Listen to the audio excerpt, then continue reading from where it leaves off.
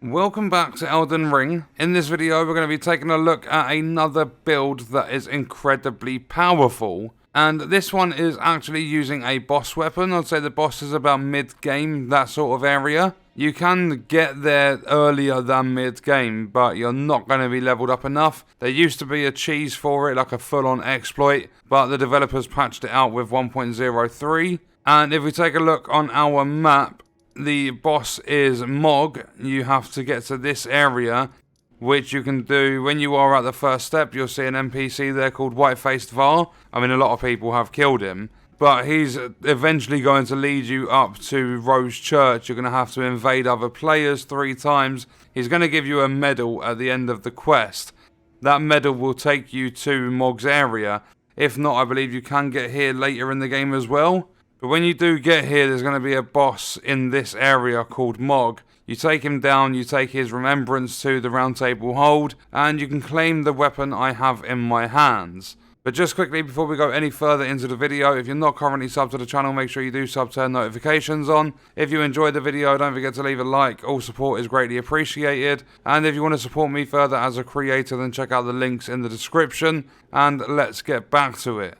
So, this weapon is Moghwyn's Sacred Spear plus 9. In 1.03, they fixed all of the arcane scaling weapons. This is one of those weapons. The skill is called Bloodboon Ritual. It's very cheap to actually cast. It only costs 15 FP. And you can see at plus 9, it's got 221 physical, 142 fire, 100 crit. It scales with strength, arcane, and dex. It has a 61 blood loss build-up, and the requirements aren't too bad. It's a bit of a mix and match. You need 24 strength, 14 dex, and 27 arcane.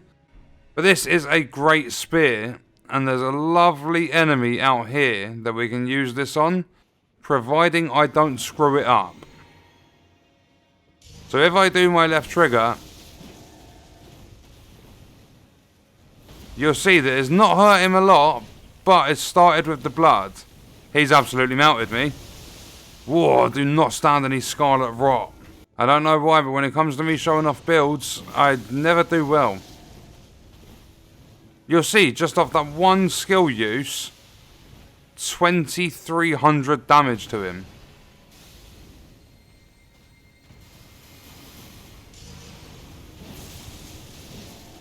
We've got the element of surprise.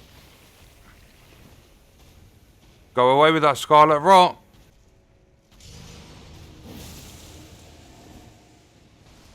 That didn't even hit him. Where's he gone? Hello?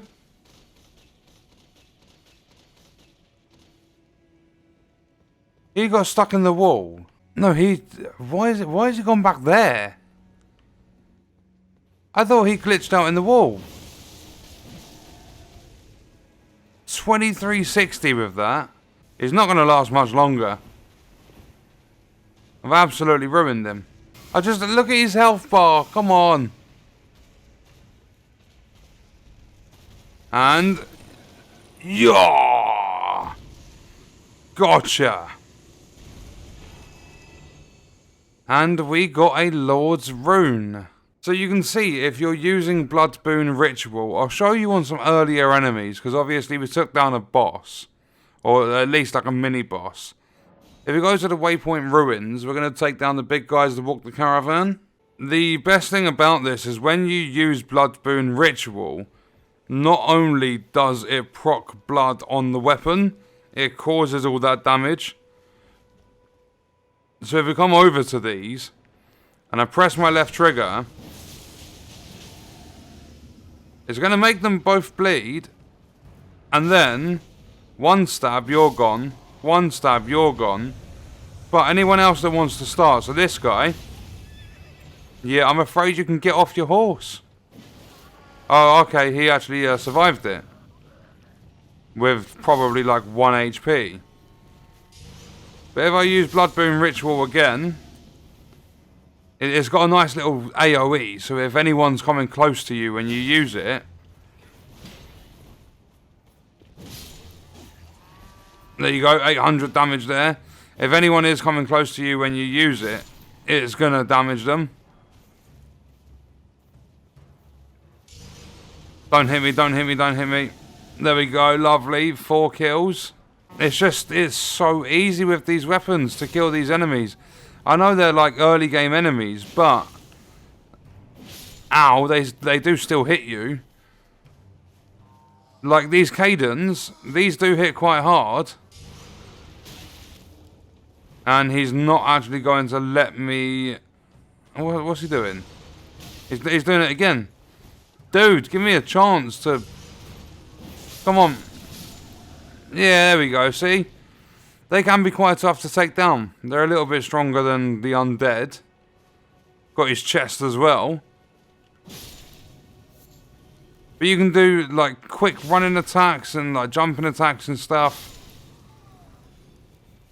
I absolutely love this weapon.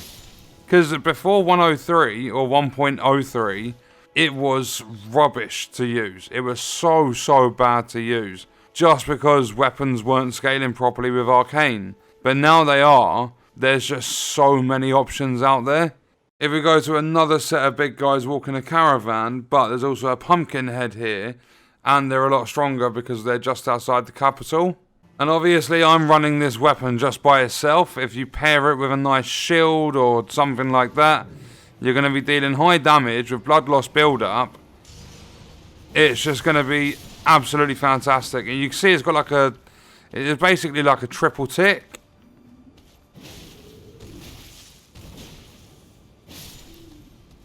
And there you go, on the pumpkin guy. I got his helmet. But that was 3 hits and he went down. So now it's just us and the big guys. So I'm going to use Blood Boon Ritual. And then if I hit them and get that blood loss, if I can actually connect. There we go, 1,000 in 1 hit.